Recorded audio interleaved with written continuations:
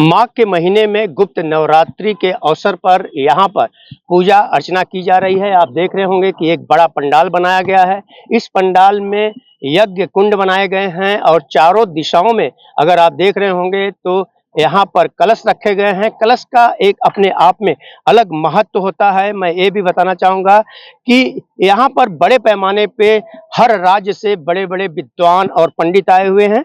सबसे पहले मैं महाराज जी से जानना चाहूँगा, जो पिछले 19 वर्षों से मैं देख रहा हूँ लगातार यहाँ पर इसी तरह के यज्ञ जो है कराते रहे हैं। महाराज जी, मैं आपसे जानना चाहूँगा कि गुप्त नवरात्रि का सबसे बड़ा महत्व क्या होता है और यहाँ पर जो इतने बड़े पैमाने पे जो कुंड बनाए गए हैं, खास तौर से यहाँ पर हवन और पूजन किया जा रहा है, विश्व के लिए ये कितना लाभदायक होता है? पहले तो आपको जय श्री राम। गुप्त नवरात्रि का बड़ा महत्व है। हर देवी देवताओं का एक पर्व होता है, तो ये देवी का पर्व माना जाता है। और इस गुप्त नवरात्रि के पर्व में माघी गणपति भी का उत्सव मनाया जाता है। तो ये नवरात्रि के पर्व में देवी का अनुष्ठान यज्ञ करना देश के लिए और राष्ट्र के लिए और संपूर्ण मानव समाज के लिए ही नहीं, संपूर्ण जीव जंतुओं के कल्याण के लिए किया जाता है। यज्ञ करने से देवता तृप्त होते हैं, प्रसन्न होते हैं। जो देवताओं की कृपा से पूरा संसार खुशहाल रहता है, उन्हीं देवताओं के प्रसन्नता के लिए यज्ञादि कार्य किए जाते हैं।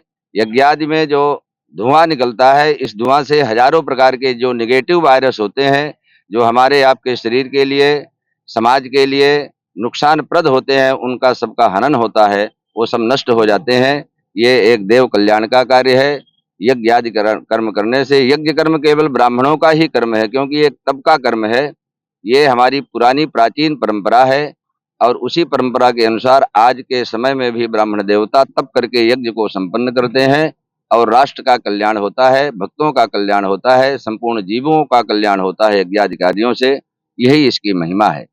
महाराज जी, मैं आपसे एक सवाल और जानना चाहूँगा कि जैसे कि 10 दिशाएँ होती हैं, मैं देख रहा हूँ कि पूरब, पश्चिम, उत्तर, दक्षिण में कलश रखे हुए हैं।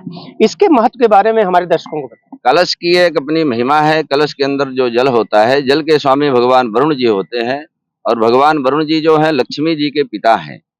तो भगवान वरुण का पूजन करने से लक्ष्मी प्रसन्न होती है, क्योंकि राष्ट्र को चलाने के लिए, समाज को चलाने के लिए लक्ष्मी की प्रसन्नता बहुत ही आवश्यक है। लक्ष्मी के बिना कोई कार्य संभव नहीं है।